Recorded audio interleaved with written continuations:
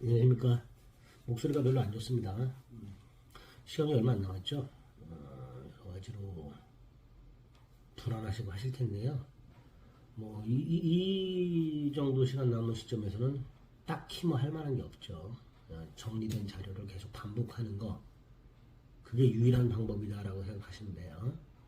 새로운 거를 보거나 이해가 안 되는 거를 붙잡고 있거나 이러시면 절대로 안 됩니다. 어차피 절대평가이기 때문에 한 6, 70점만 맞으면 합격하잖아요. 그럼 기본이 되는 것만 정리를 하시는 거예요. 아시겠죠? 그런 취지에서 최종 마무리 적중 지문 간단히 살펴보는 시간을 갖겠습니다.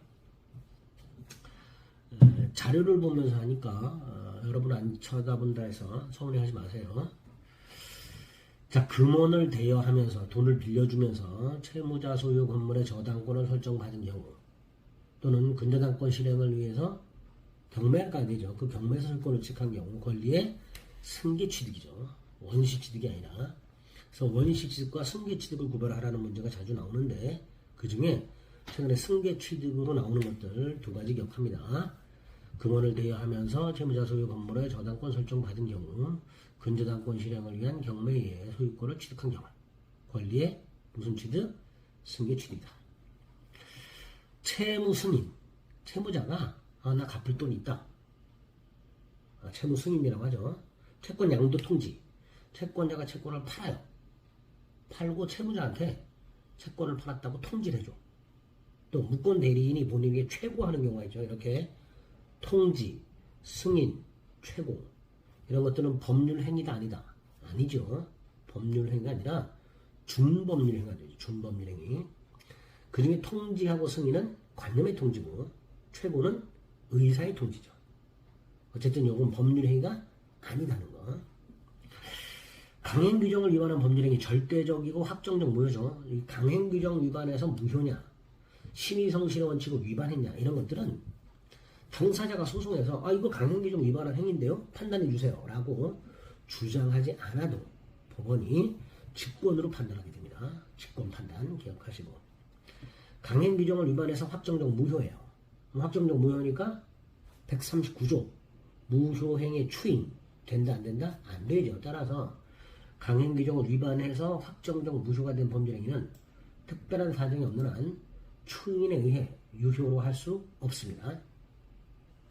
자, 강행 규정 위반의 행위는 절대적 확정적 무효라고 그랬죠. 따라서 각과 아래 강행 규정을 위반한 행위를 했어. 근데 상대방이 이 자신의 행위가 강행 규정에 위반한다는 사실을 전혀 몰라. 즉 선의 무과실이에요. 이렇게 강행 규정을 위반한 행위가 있는데 상대방이 만약에 선의 무과실인 경우에 비진의 표시 규정 또는 표현 대리 규정을 적용할 수 있는가? 자, 비진의 표시는 상대방이 선의 무과실일 때 유효죠. 표현 대리도 상대방이 선의 무과실이라면 본인에게 유효잖아요. 그러니까 강행 규정 위반 행위가 무효일 때 만약에 상대방이 선의 무과실이라면 표현 대리 규정을 유추 적용하거나 비진의 표시 규정을 유추 적용해서 유효로 할 수 있느냐? 안 되지요. 강행 규정 위반 행위는 절대적 확정적 무효이기 때문에 설령 상대방이 선의 무과실이라 하더라도 비진의 표시 규정이라든가 또는 표현 대리 법리가 적용될 여지가 없습니다. 최근에 자주 등장하는 지문이죠. 자, 강행 규정을 위반한 자 스스로 자신의 행위가 나의 행위는 강행 규정에 위반하여 무효다라고 주장할 수 있는가? 있지요. 그래서 이렇게 나오죠.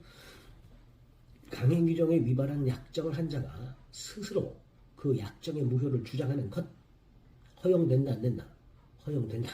즉 이렇게 자신이 한 행위가 무효라고 주장하는 것은 신의성실의 원칙에 반하지 않는다. 반하지 않으니까 허용된다. 이렇게 되겠죠.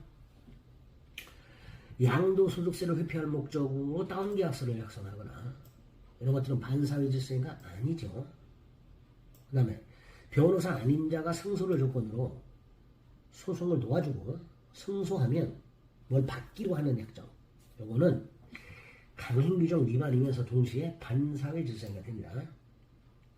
자, 이중매매에서 부동산 이중매매에서 제1행위가 매매가 아닌 경우 예컨대 갑이 이렇게 증여하기로 하는 걸 병이 적극 가담해서 매수했다. 또 갑이 이렇게 매각을 했는데 등기를 넘겨주기 전에 병이 적극 가담해서 저당권을 설정받았다. 이렇게 제1행위나 제2행위가 매매가 아닌 경우에도 이중매매 법리가 적용된다. 기억하셔야 되고요. 자, 행정기관에 진정서를 제출해. 그럼 상대방을 궁지에 빠뜨렸죠. 그리고 상대방한테 가서 진정서를 취할 때니 돈 내놔. 이거는 반사의 질서 행위는 해당이 돼도 불공정한 행위는 성립하지 않습니다. 이유는 진정서를 취하는 조건으로 돈을 받기로 한 건 사실은 증여받는 거잖아요. 대가 없이 받는 거잖아요. 따라서 불공정한 행위는 성립하지 않습니다. 자, 불공정한 행위가 성립하기 위한 요건 중에 하나가 피해자의 궁박, 경솔 또는 무경험이 있죠. 그 중에 무경험은 뭘 말해요? 해당 행위가 행해진 그 영역에서의 경험 부족, 즉 특정 영역의 경험 부족을 말하는 게 아니라 일반적인 경험 부족, 일반 생활 체험 부족을 의미하죠. 자, 불공정한 행위는 부재소 합의에도 적용이 되죠. 이렇게 나오죠. 불공정한 행위가 무효일 때 그 무효를 소송을 통해서 다툴 수 없다. 라는 합의. 이게 뭐예요? 부재소 합의죠. 소송을 제기하지 않기로 한 합의. 이것도 불공정한 행위로 무효가 될 수 있습니다. 그러니까 부재소 합의에도 불공정한 행위가 적용된다 안 된다? 된다.